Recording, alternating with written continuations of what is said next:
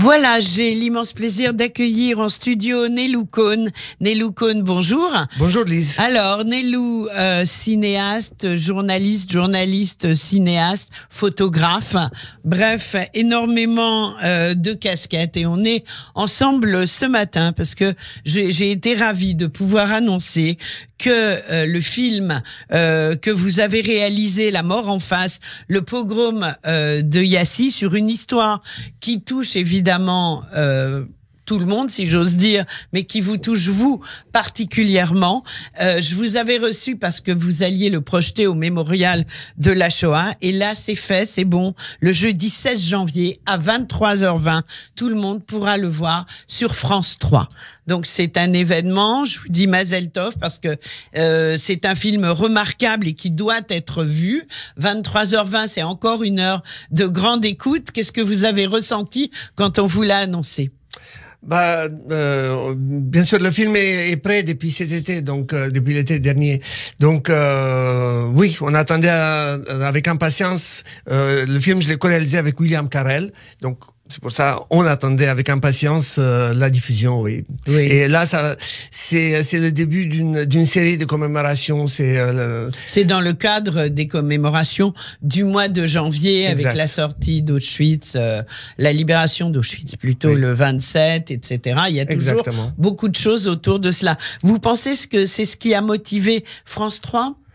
Oui, je pense. On ne connaît pas exactement quels sont les critères de programmation. Oui. Mais en tout cas, personnellement, ce qui m'intéresse, c'est que le film soit vu. Et France 3, c'est une grande chaîne. Il y a beaucoup d'écoute. C'est vrai. À 23h, c'est vraiment le public qui est susceptible de voir. Voilà. Alors, donc, ce film, vous l'avez réalisé parce que non seulement c'est important de parler de ces sujets-là, même si c'est dur, bien sûr, mais surtout aussi parce que ça vous a touché personnellement.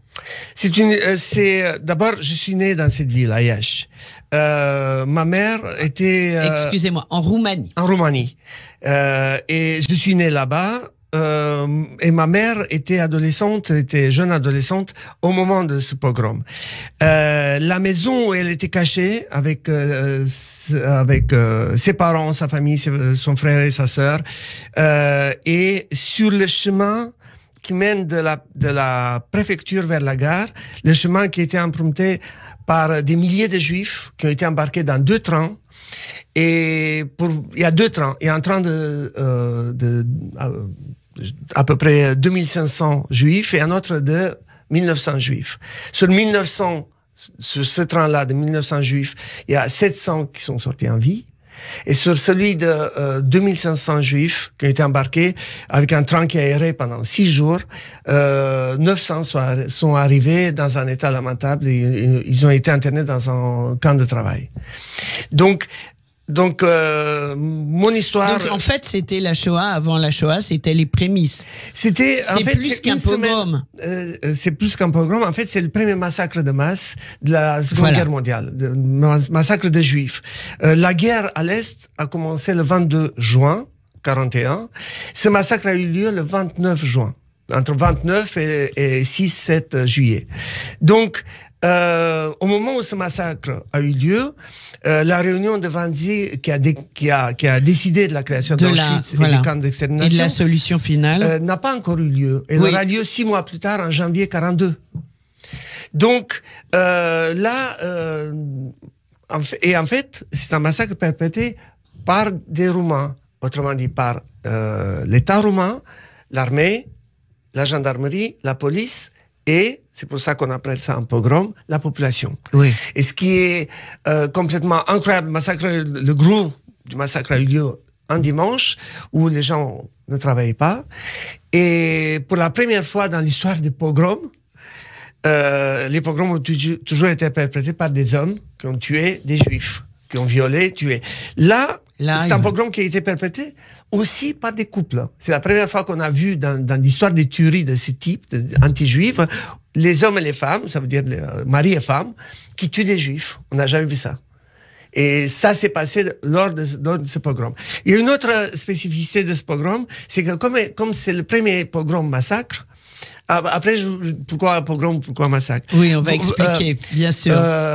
Comme c'est le premier massacre, aussi bien les troupes allemandes qui étaient témoins, qui ont assisté à tout ça, que les troupes roumaines, que les militaires des troupes roumaines et allemandes ont beaucoup photographié.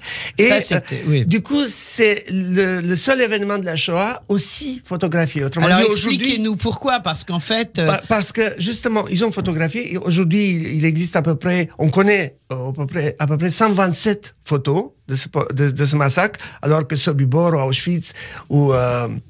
n'ont pas été photographiés. Il y a des fois une photo, oui. Il y a très peu de photos. Parce que les nazis ne le souhaitaient pas, en fait. Non, là, en fait, c'était le début. Il n'y avait pas d'interdiction. C'est suite à ce pogrom que les armées allemandes et roumaines ont interdit de faire des photos. Oui, parce qu'ils se sont rendus compte que ça allait dévoiler. Là, c'est des traces qui restent. Oui. Or, les militaires ont envoyé ça, et je mets entre guillemets, pour envoyer des souvenirs à leur famille. Oui.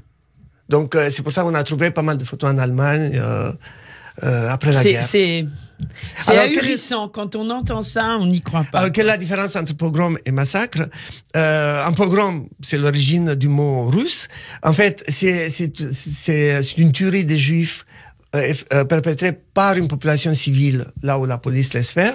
Et un massacre, c'est une tuerie perpétrée par l'armée, par une armée. Et là, il y a eu les deux. Là, il y a eu les deux. Il y a eu les deux. Donc, on peut utiliser les deux termes, malheureusement. Alors, ce film, donc, pour le réaliser, c'est un film, c'est un documentaire. C'est un documentaire. C'est un documentaire, nous sommes d'accord. Vous êtes allé sur place. Vous-même, vous êtes né en Roumanie. Je suis né en Roumanie. Et vous avez grandi avec le souvenir de votre mère, de cet effroyable événement. Bien sûr, ma mère m'a toujours raconté. Souvent, on parle des parents qui transmettent ne racontent pas. Chez moi, c'était exactement le contraire. Ma mère racontait ça. Tous, en tant qu'enfants, on a des histoires de nos parents qui racontent beaucoup. Oui. Et chaque fois, il va encore raconter l'histoire de tata. C'est vrai. Nous, moi et ma soeur, notre histoire, c'était ça. C'est que ma mère nous racontait en permanence et les trains, et les gens qui étaient morts dans la rue, et la police, et le fameux billet. Vous avez dû faire des cauchemars quand même comme enfant. J'ai fait beaucoup de cauchemars et longtemps. Je suis une vraie deuxième génération, bien comme il faut. J'ai tous les cauchemars qu'il faut en la matière. C'est pour ça que ce film, pour moi, c'était un film très important à faire. Un peu thérapie ou pas? Thérapie, non.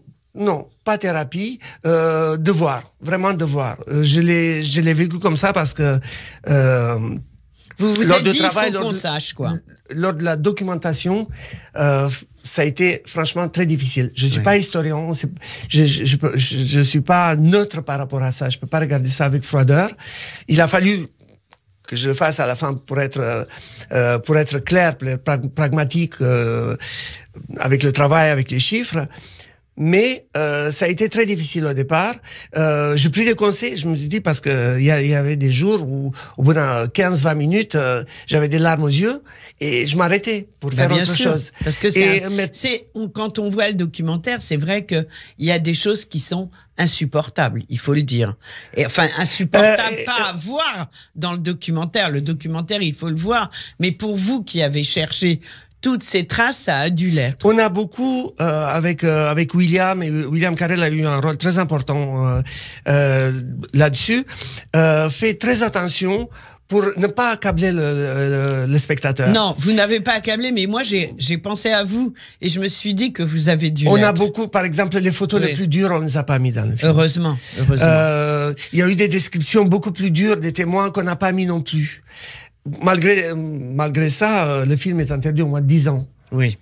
Mais je comprends aussi. Mais on a fait très attention, on savait très bien qu'on s'adresse. C'est la première fois. Et avec ces documents, justement, c'est intéressant. Ces documents que vous n'avez pas mis, qui correspondent à une forme d'autocensure. Bien sûr. Voilà.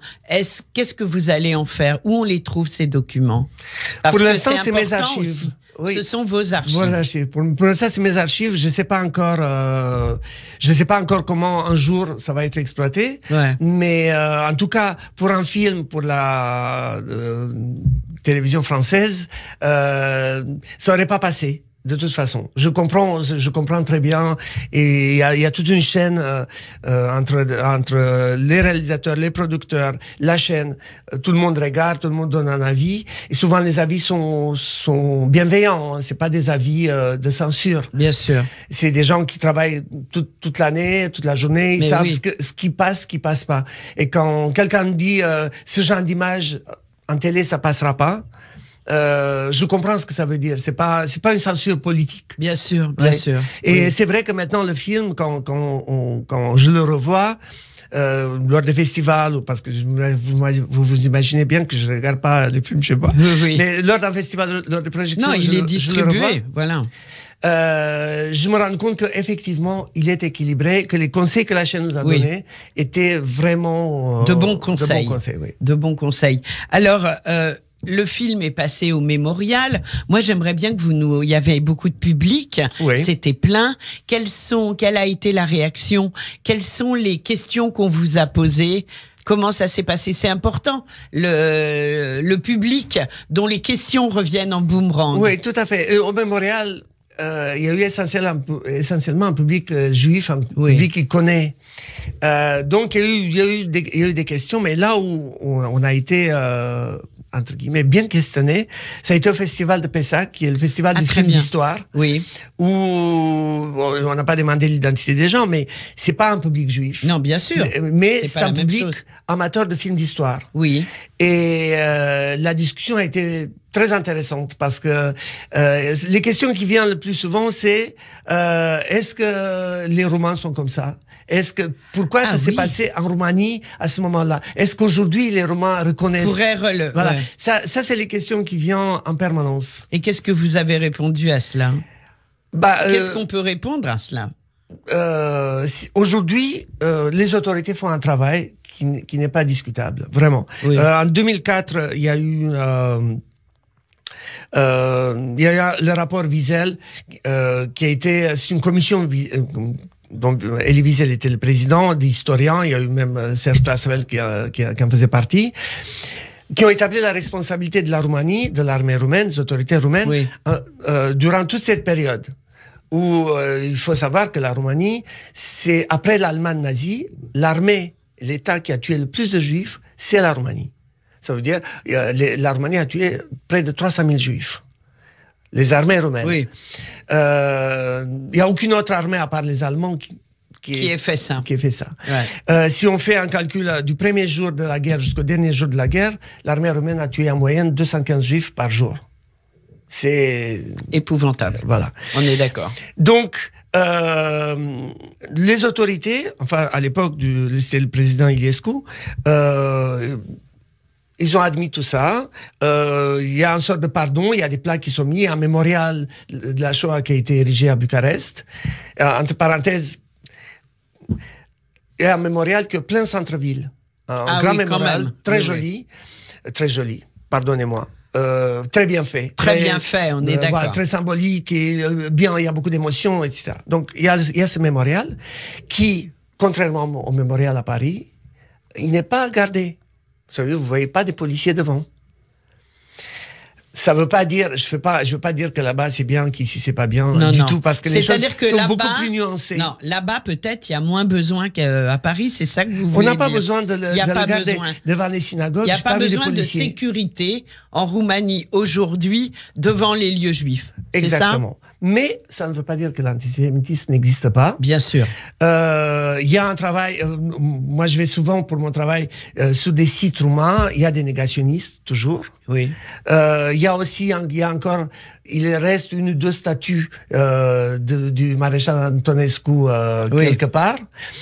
Le travail n'est pas fini. Et quand moi je voyage, quand on parle avec les gens, ils ont je tombe sur des chauffeurs de taxi où ça ne dit pas que tout le monde est comme ça. Mais vous savez comment, de l'aéroport jusqu'à l'hôtel, quand on parle avec quelqu'un, et qui, au lieu de dire des juifs, il dit des gidani, ce qui veut dire des youpins. Ah oui, d'accord. Et ça lui semble tout à fait normal. On parle d'un restaurateur israélien qui est c'est un des meilleurs restaurants de Bucarest. Il dit, ses enfants sont dans l'école des youpins. Et ah oui, d'accord. ça veut dire, si je lui dis, mais monsieur, vous êtes antisémite, il va me dire, mais pas du tout. Mais pourquoi vous me dites ça? Lui, il dit ça avec admiration. Oui. Ah oui, avec admiration. Vous voyez ce que je veux dire? Oui, oui. Les choses sont pas aussi, c'est pas aussi clair, aussi net. Et puis, évidemment, ça les embête. À Iași, par exemple, une partie du massacre a eu lieu dans la cour de la préfecture. La cour de la préfecture se trouve à peu près à 50 mètres d'un des hôtels de la ville où on a logé. Autrement dit, de l'hôtel, on a vu sur cette cour. Le caméraman qui était avec nous, en français, évidemment, il était dans le sujet puisqu'il a participé à toutes les interviews. Et il demandait aux gens de l'hôtel, aux serveurs, etc. Vous savez ce qu'il y avait ici? Personne ne savait. Mais bien sûr. Et alors, Nélou, le dernier jour, oui, on va continuer à en parler, mais on va marquer juste une petite pause et on continue juste après. Merci d'écouter Judaïque FM. On retrouve mon invité ce matin, Nélou Cohn, pour son film documentaire La mort en face, le pogrom de Iassi. Alors, ça s'écrit IASI en français, on dit Iași aussi en roumain, on dit Iași. Roumain, voilà. Ouais. Mais je le dis pour que Iassi, pour que nos auditrices et nos auditeurs s'y retrouvent, qui sera projeté le jeudi 16 janvier à 23h20 sur France 3. Vous pourrez le voir de chez vous, sur votre télé, c'est hyper important, surtout étant donné la teneur de ce documentaire. Alors, juste avant la pause, Nélou, on parlait de cet hôtel en plein cœur de Iași, du coup, je sais plus s'il faut dire, voilà, de Iași, qui donnait sur la cour où a commencé le massacre. Exactement. Et donc, en fait, le personnel de l'hôtel, personne ne sait ce qui s'était passé à 50 mètres de l'hôtel. Oui, c'est ça. Enfin, aujourd'hui, et les gens non plus, mais même dans la ville, on parle avec des gens, les gens sont pas au courant. Et le dernier jour, on partait vers l'aéroport à 11h, etc. Oui. De l'autre côté de la place, il y a une grande librairie qui s'appelle Junimia, qui est la librairie où... Qui s'appelle comment? Junimia. D'accord, ça veut dire quelque chose? Ça veut dire, oui, c'était un groupement de ça aussi, vous voyez, tout se recoupe. Tout se recoupe. Les plus grands écrivains du 19e siècle, fin 19e, la deuxième moitié du 19e siècle, faisaient partie de ce cénacle qui s'appelait Junimia. Et en fait, en Roumanie, bien sûr. En Roumanie, bien sûr. Et à 95%, ils étaient antisémites, avec des écrits antisémites. D'accord. Mais c'est pas ce qu'on retient d'eux, on retient que c'était des grands écrivains. Le plus grand poète roumain, Eminescu, il a écrit des vers antisémites incroyables. Hein. Il a une statue, ne serait-ce qu'à Vevey, en Suisse, parce qu'il a vécu là-bas. Ouais, ça nous rappelle un certain auteur dont j'ai pas envie de prononcer le mot en France. Bref, on continue. Mais à l'époque, être antisémite, c'était il n'était pas qu'antisémite, il était contre les Grecs, il était contre tous les étrangers qui étaient en Roumanie, mais spécialement contre les Juifs.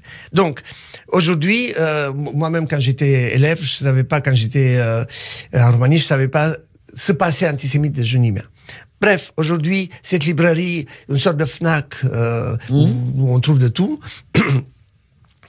elle est de l'autre côté de la place. Donc, comme je fais souvent quand je vais en Roumanie, je vais dans une librairie, je demande à la libraire tout ce qu'elle a sur la Shoah, sur la Deuxième Guerre mondiale, sur la Roumanie, sur les Juifs, etc. Donc, elle commence à me sortir une quarantaine de livres qu'elle étale devant moi. Donc, je commence à faire mon marché. Ça m'intéresse, ça m'intéresse pas, etc. Et je tombe sur le Talmud. Ah oui. Romain. Donc, je regarde le Talmud, je me suis dit, tiens, ça doit être une explication du Talmud. Le format, c'est un peu que sais-je. Oui. En fait, c'est une dénonciation du Talmud. Où on explique que le Talmud, en fait, le but du Talmud, c'est comment faire pour dominer le monde. Ok, donc je le mets de côté, je me dis ça, c'est pas possible. Et le livre d'après, le protocole des sages de Sion. Ah là là, bien sûr. En vente libre, tout à fait normalement. Je me dis, mais c'est... Donc, je commence à regarder. Et après, il n'y avait pas Mein Kampf, ça allait? Ça, je ne l'ai pas trouvé. Elle ne me l'a pas proposé, en tout cas. Non. Et je regarde, c'était pas une traduction du russe vers le roumain, c'est une traduction du français vers le roumain. Une traduction, donc, qui a été publiée en France en 1925, en Roumanie tout de suite après. Celui qui l'a traduit, c'était un fasciste roumain qui est mort en Espagne, il était du côté franquiste. Et donc, il a traduit le protocole sage de Sion. OK, je me suis dit, c'est une traduction, il doit avoir une explication, une mise en perspective. Non. À la fin, il y a un chapitre sur le fait, qui explique comment aujourd'hui les Juifs contrôlent le monde. Ça veut dire comment aujourd'hui... C'est horrible. Comment aujourd'hui les Juifs contrôlent les FMI, la Banque mondiale, l'Europe, enfin le Parlement européen ne contrôle évidemment pas les Juifs. Alors, quelle a été votre réaction face à ça? Je l'ai acheté déjà parce que un jour, je vais revenir, il me faut une preuve, parce que je peux pas juste parler comme ça. Et je sais que un jour en Roumanie, lors de la présentation du film, ces choses-là doivent plus exister. Alors, évidemment. Bien sûr. Alors, justement, le film va être diffusé en Roumanie. Vous avez été invité? Ça va passer à la télévision roumaine? Normalement, comme le massacre a eu lieu le 29 juin, chaque année, le 29 juin, il y a des grandes commémorations. Ah, quand même. Où vraiment, il y a à peu près 150 Israéliens qui font le déplacement. Oui. Il y a toujours l'ambassadeur d'Israël, évidemment, l'ambassadeur de l'Allemagne, l'ambassadeur américain qui participe à ces commémorations. Le maire de la ville fait un travail remarquable. Là-dessus, on peut rien lui reprocher. J'ai fait une interview du maire que je pouvais pas mettre dans le film parce que ça n'avait pas sa place. Mais le discours du maire de Iași aujourd'hui, il est remarquable. On peut vraiment, et par ailleurs, il développe de relations avec Israël. Il faut savoir que Iași, Tel Aviv, il y a une ligne, il y a un avion, direct. Oui. Et Iași Tel Aviv. Iași Tel Aviv, oui. C'est pas loin, c'est 2 heures de vol. Ah oui, en effet, c'est vraiment pas loin. Ouais. Oui. Donc voilà, aujourd'hui, la situation, elle est, on peut pas souhaiter, ce qu'on peut souhaiter, c'est que sur le fond, les gens soient mieux informés, mieux éduqués. Mais moi, ce que j'espère dans ce domaine, c'est que vous allez quand même pouvoir montrer votre film en Roumanie et être invité à la télévision roumaine. Normalement, ça va se faire. Ça va se faire. Bon. Oui. Il y a la maison de production Ciné TV. Je dois leur dire merci parce que pour la confiance qu'ils m'ont faite. A confié ça à une entreprise qui fait que de l'exportation. Donc, normalement, c'est eux qui vont s'en occuper pour vendre à la télévision roumaine. On y croit. En attendant, le jeudi 16 janvier, ça sera à 23h20 sur France 3. Qu'est-ce que vous espérez, et ce sera ma dernière question, de cette projection sur France 3? Je sais pas, c'est pas comme un concert où on espère que... Bien sûr. On verra ce que ça va donner. La presse est bonne. Télérama, par exemple, il y a un très bon article avec 2T, donc ils ont beaucoup aimé. Oui. Ils peuvent beaucoup aimer. Moi, je l'ai vu. Et vraiment, c'est un document tellement important pour notre mémoire collective que on ne peut pas ne pas trouver ce documentaire excellent. Vraiment. Merci. Que chacun fasse son travail là où il peut. Vous lisez, je sais, depuis des années, vous le faites ici. Oui. Tout le travail que vous faites. Merci. Pour la mémoire de la Shoah, et pas seulement, pour la musique juive, pour le klezmer. Vous êtes, sur la fréquence, vous êtes l'émission qui fait Merci beaucoup. Qui consacre le plus de temps au klezmer et aux artistes. Et c'est vrai. J'ai l'occasion de vous le dire. Bravo. Kol hakavod, be'atzlacha. Bonne continuation. Merci, c'est adorable. Alors, justement, on parlait musique. On s'est dit que le thème était très dur, mais que justement, fallait aller vers l'optimisme et vers la vie. Et on va écouter un extrait d'une chanson yiddish d'ailleurs, un peu ironique, très sympa, 2e degré, qui s'appelle Roumanie, Roumanie. Yafa Yarkoni, cette immense chanteuse israélienne, je crois qu'on l'appelait la grand-mère d'Israël. Exact. Et c'est elle qui a lancé, en fait, cette chanson Roumanie, Roumanie. Dans les années 50-60. On écoute Yafa Yarkoni. Merci beaucoup Nelou Cohn et rendez-vous le 16 janvier à 23h20 sur France 3. Au revoir. Au revoir.